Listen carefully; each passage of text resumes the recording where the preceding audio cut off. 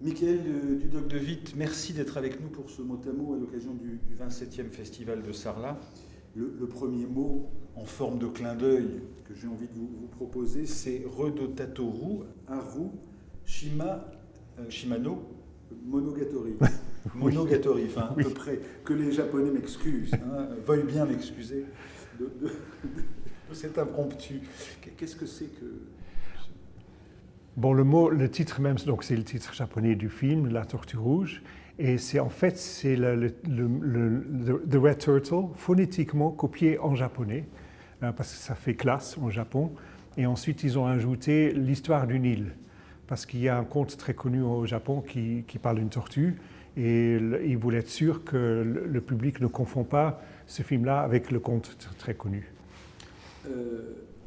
S'il fallait que je vous donne le mot cinéma d'animation, pour vous, vous vivez aujourd'hui à Londres, vous êtes d'origine hollandaise, vous êtes hollandais, qu'est-ce que c'est, comment peut-on définir le cinéma d'animation? Je donne une précision, c'est la première fois qu'en France, pour toutes les classes d'âge, à l'école, jusqu'à la terminale, ici il y a des 700 lycéens qui sont... option cinéma, et votre film d'animation, pour la première fois, est proposé aux élèves. Comment est-ce que vous définiriez ce qu'est le cinéma d'animation? Oui, ce n'est pas une question facile. Autrefois, c'était le cinéma qu'on fait image par image, mais maintenant, les temps ont changé et les prises de vue réelles, on les tripote tellement que c'est aussi des films image par image. Je ne peux pas dire des films dessinés parce qu'il y a des films à pâte à modeler, etc. Mais ce qui est unique avec l'animation, c'est qu'on commence à zéro. On ne filme pas quelque chose qui bouge déjà, qui existe déjà. On commence avec rien, ni l'image, ni le son.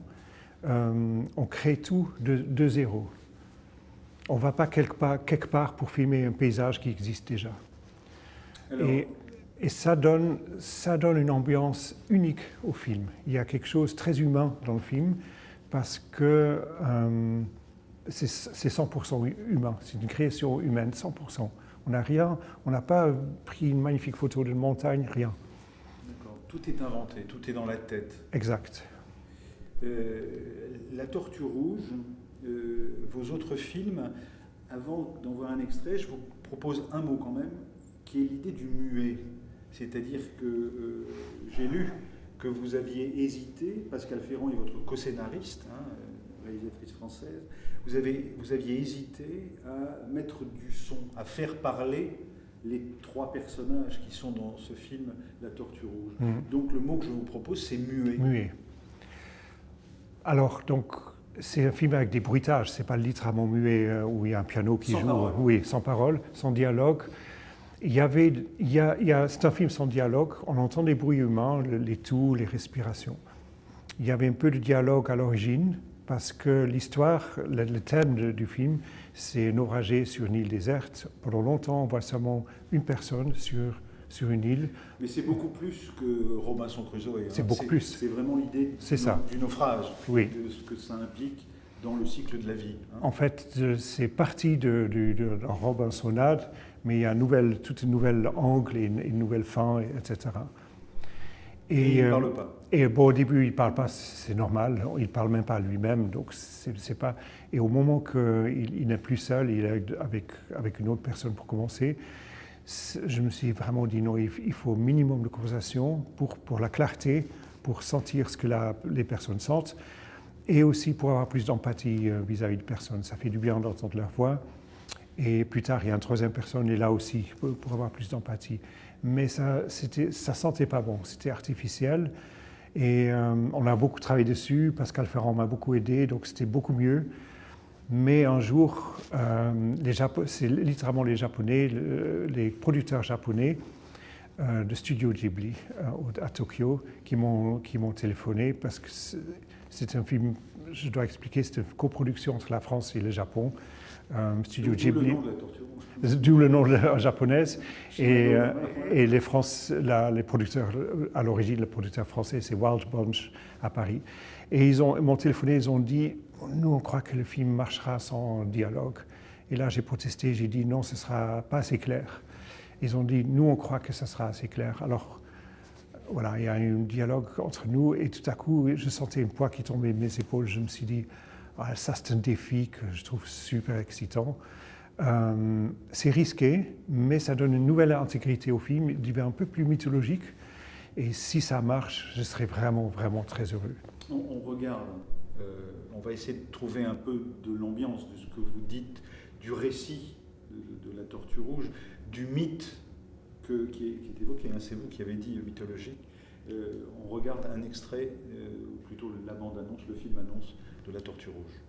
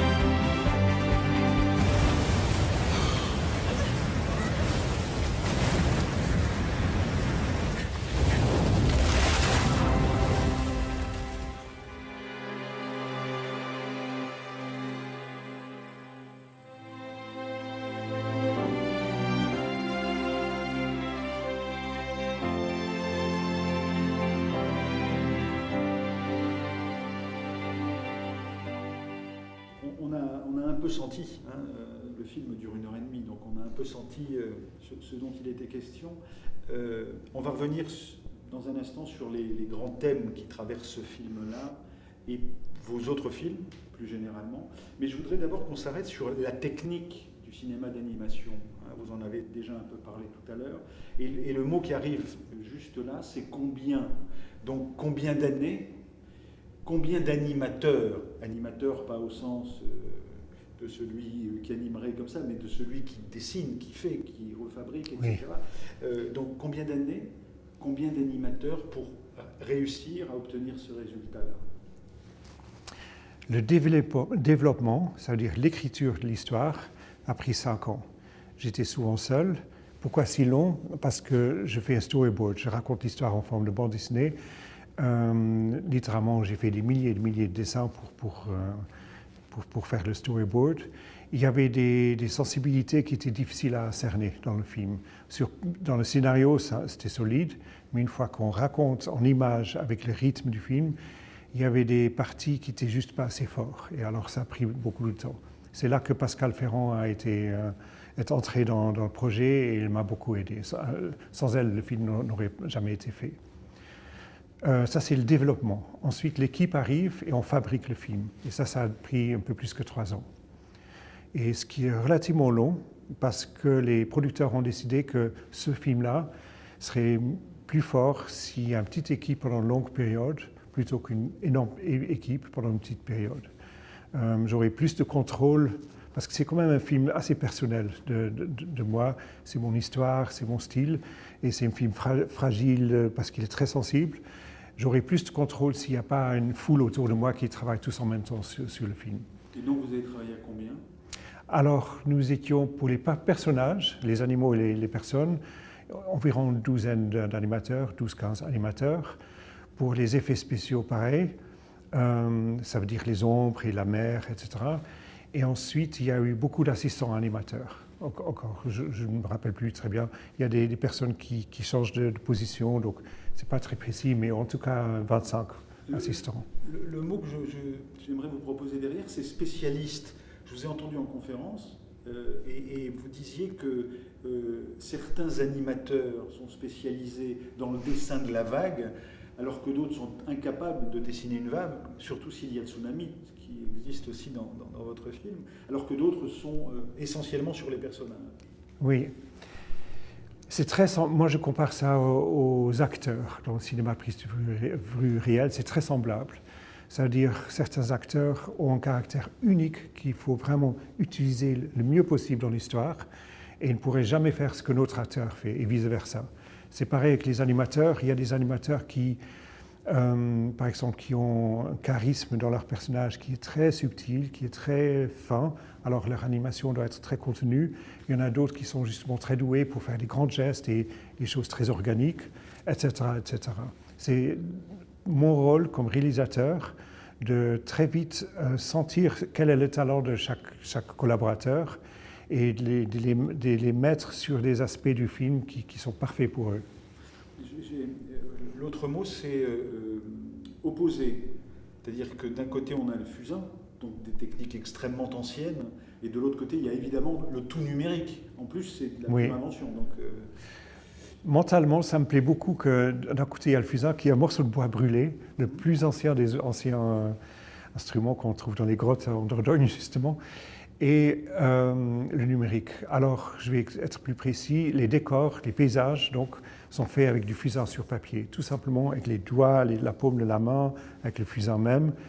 Ensuite, on scanne les dessins, on les peaufine sur ordinateur, on les combine, on les colorie sur ordinateur, et ça devient le paysage en plein couleur, très, très, très bien fini, mais on garde le côté manuel, le côté artisanal, que je trouve essentiel pour le film. Je ne veux pas que ce soit un film stérile, je veux vraiment qu'on sente le côté humain là-dedans. Ensuite, l'animation même, traditionnellement, on le fait avec crayon sur papier. Moi, je suis un de ces animateurs. J'ai fait ça depuis tout petit. Oui, dans un sens, oui. Je crois plus que 30 ans, peut-être même 40 ans. Et ça, c'est en train de changer à toute vitesse parce qu'on peut avoir un stylo numérique sur un écran. Donc, on voit la ligne qui sort de la pointe, mais ce n'est pas un crayon, littéralement, c'est numérique. Il y a des désavantages parce que le crayon a une friction qu'on aime beaucoup, mais l'avantage du numérique, les avantages sont, il y a un plus grand contrôle artistique sur le dessin. Il y a une question qui arrive là, parce que ce n'était pas une question que j'avais l'intention de vous poser, mais par rapport à ce que vous dites, et par rapport à la densité humaine des thèmes que vous traitez. C'est le cycle de la vie, c'est la naissance, la souffrance, la mort, la séparation, la disparition. Une question sur l'intelligence artificielle qui fait débat aujourd'hui. On risque d'être submergé par l'intelligence artificielle. Le numérique vous apporte beaucoup d'aide, si je vous comprends bien. Jusqu'où ça peut aller et jusqu'où vous acceptez que ça aille? Oui, on regarde. C'est-à-dire, voilà, est-ce qu'un jour, l'intelligence artificielle s'appellera du coq de Witt, par exemple? On regarde ça tout le temps, parce que tout le temps, il y a des avantages numériques qu'on veut exploiter.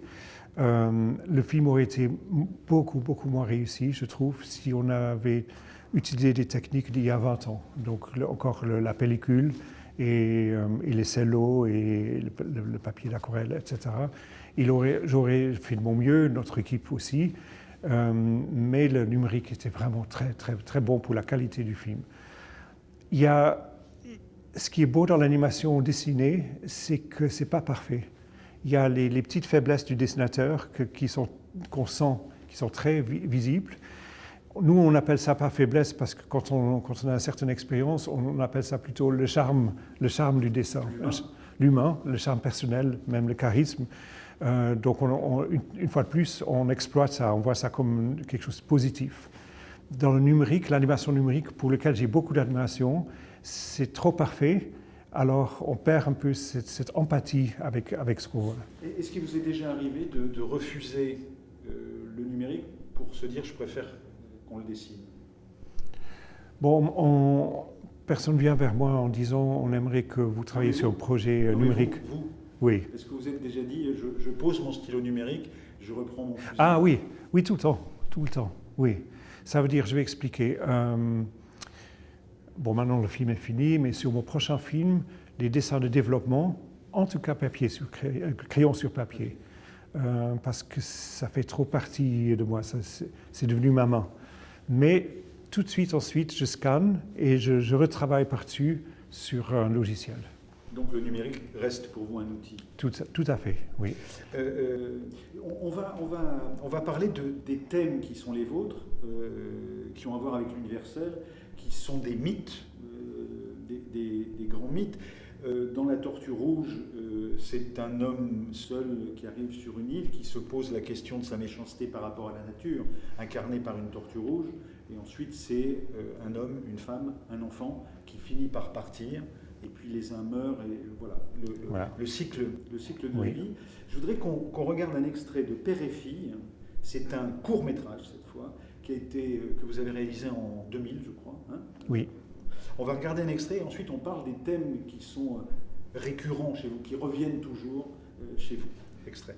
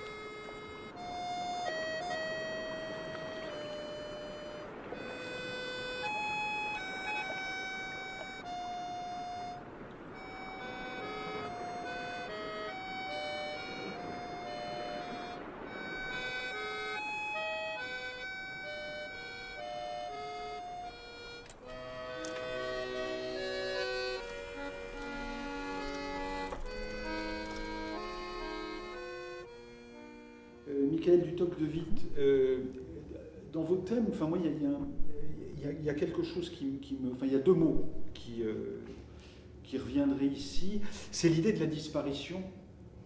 Le père disparaît pour sa fille, même si elle le retrouve plus tard. C'est l'idée de la disparition dans La Tortue Rouge aussi, la disparition des espèces animales, la disparition de l'homme et puis de l'enfant qui s'en va, etc., etc. Donc l'idée de la disparition, et en même temps, dans ce qu'induit votre film, notamment dans la dimension non parlée de La Tortue Rouge, c'est une forme d'innocence. Est-ce que c'est bien des thèmes centraux chez vous? L'innocence et la disparition.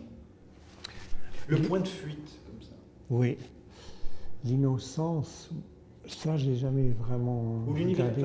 L'innocence au sens d'universel, c'est-à-dire que malgré la mort, malgré le tsunami, il y aura toujours quelque chose qui nous ressemblera un peu. Je crois que je vois.